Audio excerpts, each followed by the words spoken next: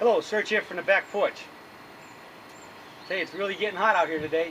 The sun's coming over the trees and it's getting ready to stop pounding down on me, and they're predicting that Spartanburg, South Carolina is going to get to 98 today, which is only about 16 degrees above normal for this time of the year, and we're supposed to be in the 90s for the next 7 or more days.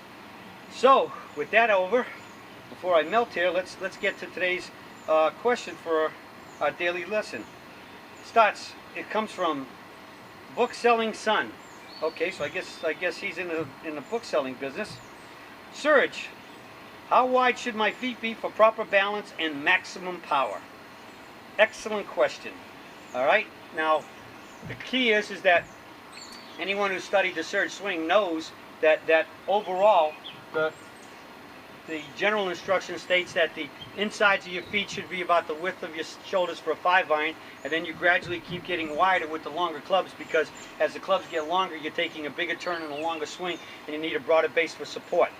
Okay? Well, all that sounds nice, but what it does is it turns your legs into like two legs of a tripod. They're opposing angles. So if you're trying to shift your weight a little bit, once you get that back foot outside of your shoulders a little outside, and you're trying to shift your weight to it, that means you're going to shift. You're going to have some slide in your swing.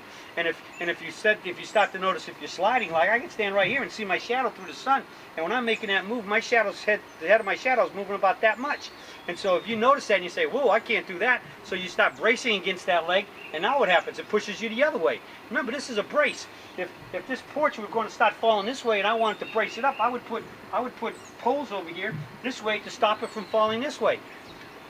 So this is actually saying at this angle, no, I don't want you to go that way. So then when you finally go that way, if you did sway and get that way, you just increase this angle again even more, which is going to make it more difficult for you to move that way. Either A, you might brace against it and keep you and hold you and push you backwards, or you finally overdo it and then you break down and you also have to slide way too much to get to your left side to get to your finish.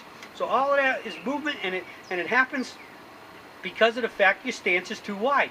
So the Serge stance is when we say, where they talk about the insides of your feet for the width of your shoulders for 5-iron, I use that for a driver.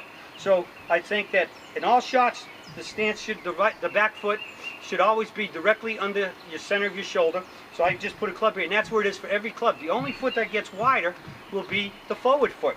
We have the 30-degree flare at minimum on your feet, which is, but I open my left foot a little bit more, because I need to be able to turn my hips and get square to my target in the finish. But I'll probably hit a wedge. If this is my stance and the ball's right about there, I'll probably hit a wedge somewhere about the middle. My stance will be about this wide. And if you look at that foot right now to here, what's going to happen is by the time I go from a wedge to a driver, I'll probably only move my foot the width of or a little less than the entire width of my foot from a wedge to a driver.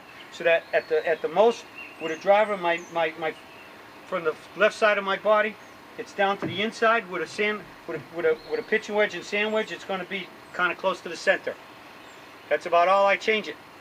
And with that means as soon as you actually start turning, you're already loaded on this side, just like a pitcher getting ready to throw or a tennis player getting ready to serve. They're already on their side when they throw the ball up. They're already on the side when he picks his left foot up. They don't start over here and make this big sway back here, because they could lose their balance.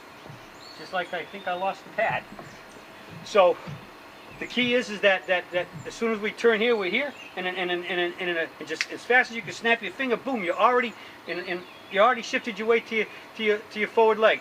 When I do that, my hands only drop about this, only drop an inch or so, 2 at the most, and I'm already on my left side to be able, for my left side to be there to stabilize myself and to hold me in position to hit the ball, and then to stand up on it. There's no big sway. I've seen if you got a really big sway, sometimes it takes half of your downswing just to get your weight to the outside of your foot, so that you can start of your forward foot, so you can stand up. So we play with the narrower stance. Boom, boom. It holds us in position.